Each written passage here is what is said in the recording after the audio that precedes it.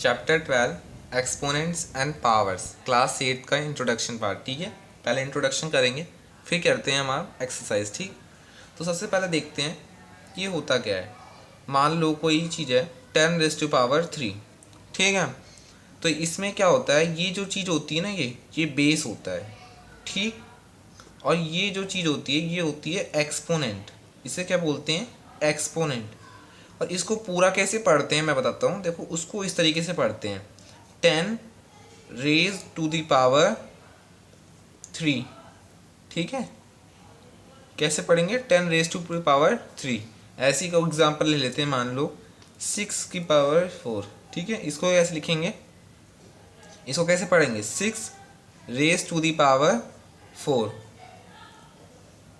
ठीक है, यहाँ तक आपको समझ में आ गया कि इसको कैसे पढ़ते हैं। देखो, ये चीज़ जो होती है ना, ये 10 जैसे है, इसे कहते हैं बेस और इसे कहते हैं एक्सपोनेंट।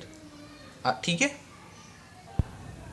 अब इसको ये होता क्या है, देखो 10⁻3 का मतलब है कि 10 को हम 3 बार मल्टीप्लाई कर रहे हैं, 3 बार मल्टीप्लाई कर रहे हैं। जैसे यहाँ पे 10 को 3 बार मल्टीप्लाई कर दिया, इसका मतलब देखो 6⁻4। रेज टू दी पावर 4 का मतलब है कि 6 को हम 4 बार मल्टीप्लाई कर रहे हैं। ठीक, ऐसे ही मान लो अगर इसकी जो ये एक्सपोनेंट है ये नेगेटिव हो, नेगेटिव मतलब -4 हो, तो इसको क्या करेंगे, देखो इसको हमें पहले पॉजिटिव बनाना होगा। देखो, पॉजिटिव बनाने के लिए देखो क्या करना पड़ता है, इसको हमें नीचे लेके जाना पड़ेगा। ठीक है, तो ये हो जाएगी हमारी पॉजिटिव। और फिर इसको ऐसे एक्सपेंड कैसे करेंगे, इस फॉर्म में लाने के लिए ऐसे कर देंगे। देखो, नीचे ही 6 को 4 से 4 बार मल्टीप्लाई। अगर यही क्वेश्चन मान लो इस तरीके से हो जाए 1/6⁻4, तो हम इसको ऊपर ले आएंगे। ठीक है, तो ये आ जाएगा 6⁻4 और इसको कैसे लिख देते हैं, 6 को 4 पर मल्टीप्लाई करना। आगे बात यहाँ तक समझ में। अब क्या करेंगे इसमें आगे, अब हम करते हैं लॉज ऑफ एक्सपोनेंट्स। ठीक है, अब करते हैं देखो लॉज ऑफ एक्सपोनेंट्स। ठीक है, तो देखो सबसे पहला लॉ हमारा क्या है, मान लो कोई a⁻m को मल्टीप्लाई कर रहे हैं a⁻n। मतलब देखो बेस जो होगा वो सेम होगा, दोनों का बेस सेम होगा, पावर अलग अलग होगी। देखो क्या होगा, जब मल्टीप्लाई करते हैं तो जब अगर बेस सेम है, मल्टीप्लाई हो रहे हैं, तो पावर्स ऐड हो जाती हैं। पावर जो है वो ऐड हो जाती है। जैसे यहाँ पे m पावर इसकी और n पावर, ये दोनों ऐड हो जाएंगी। एग्जाम्पल से समझते हैं अच्छे से। देखो एग्जाम्पल ले लेता हूँ मैं, मान लो 3⁻2 को मल्टीप्लाई कर रहे हैं 3⁻4 से।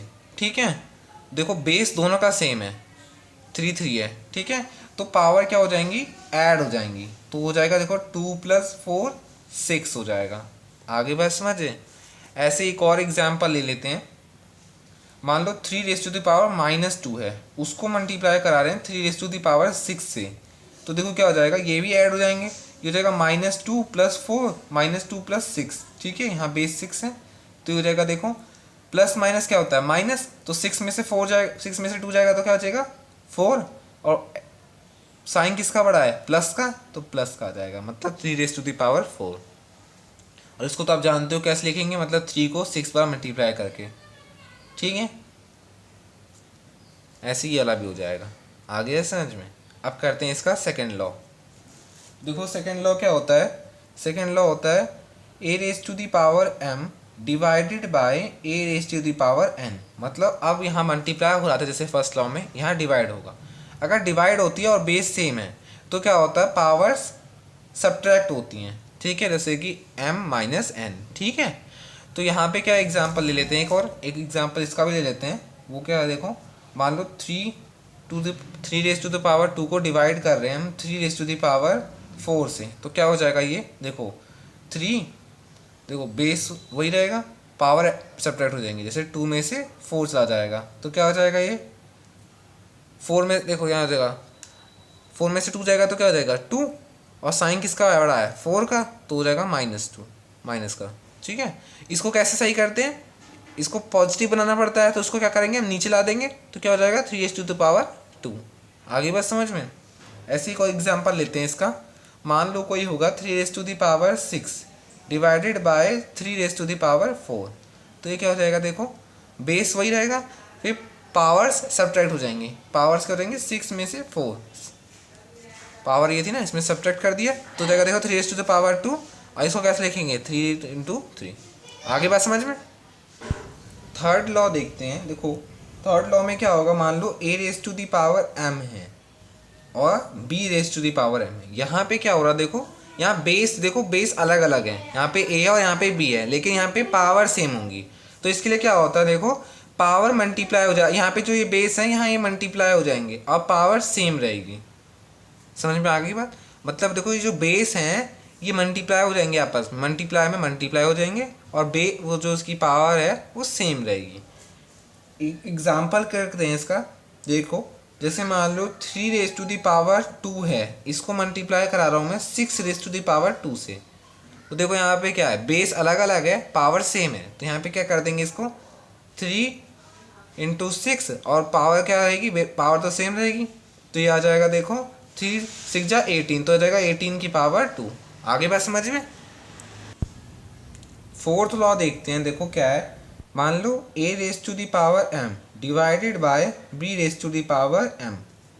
यहाँ पे भी देखो क्या होगा, बेस सेम होगा, बेस मतलब डिफरेंट होगा और पावर सेम, तो क्या हो जाएगा ये भी यही हो जाएगा a डिवाइडेड बाय b और वो क्या हो जाएगी पावर सेम।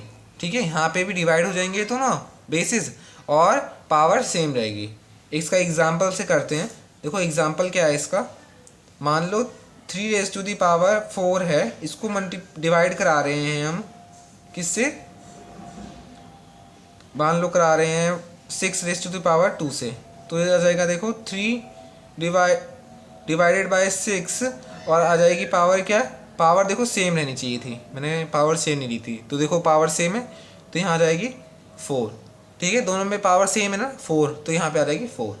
ठीक है, अगर पावर सेम नहीं होगी तो ये नहीं लग पाएगा रूल। ठीक, इसी रूल को हम इस तरीके से भी लिखते हैं। देखो a raise to the power m upon b raise to the power m। ठीक है, डिवाइड में ही तो है ये भी, तो ये क्या हो जाता है, देखो यही हो जाता है a अपॉन b का होल पावर m। ठीक है, आगे बात समझ में। तो मान लो इसी को हम घुमा के लिख देते हैं। मान लो मैं अब देखो, जब हमें ऐसा गिवन होता है तो हमें इसको इसमें लाना होता है, अगर ये ऐसा गिवन है तो हमें इसको इसमें लाना होता है। तो मान लो मैं ऐसी फॉर्म लेता हूँ, मान लो कोई ले लेता हूँ 3/2 की पावर 2। ठीक है, तो मेरे को किस में चेंज करना होगा, इसको इस वाली फॉर्म में। आगे बात समझ में। तो क्या हो जाएगी 3 की पावर 2 अपॉन 2 की पावर 2। आगे बात समझ में। जैसे कि इस वाली फॉर्म में हमें दे रखा है क्वेश्चन, तो इसको हम इसमें रिवर्स में चेंज कर देंगे, इस वाली में। तो कैसे हो जाएगा, पावर सबकी दोनों की अलग अलग कर देंगे, तो पावर अलग अलग कर दी। आगे बात समझ में।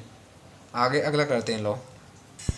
फिफ्थ लॉ है, देखो क्या है, a raise to the power m into उसकी भी पावर n। ठीक है, तो इसको कैसे डील करते हैं, इसके साथ क्या करते हैं, देखो ये जो दो पावर अलग अलग है ना, मतलब a की पावर m की पावर n, इसको लिखते हैं देखो m, जो ये दोनों ही मल्टीप्लाई हो जाते हैं m इंटू n, इसको लिख सकते हो ऐसे a raise to the power m n।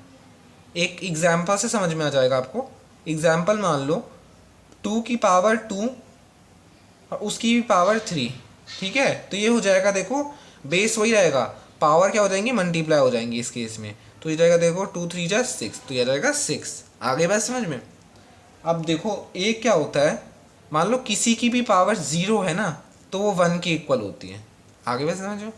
जैसे कि एग्जाम्पल के रूप में मान लो अगर 2 की पावर 0 है तो उसकी वैल्यू 1 हो जाएगी, 3 की पावर 0 है तो उसकी वैल्यू 1 हो जाएगी, 6 की पावर 0 है तो वो भी 1 हो जाएगी, किसी की भी पावर 0 है तो उसकी वैल्यू 1 हो जाएगी।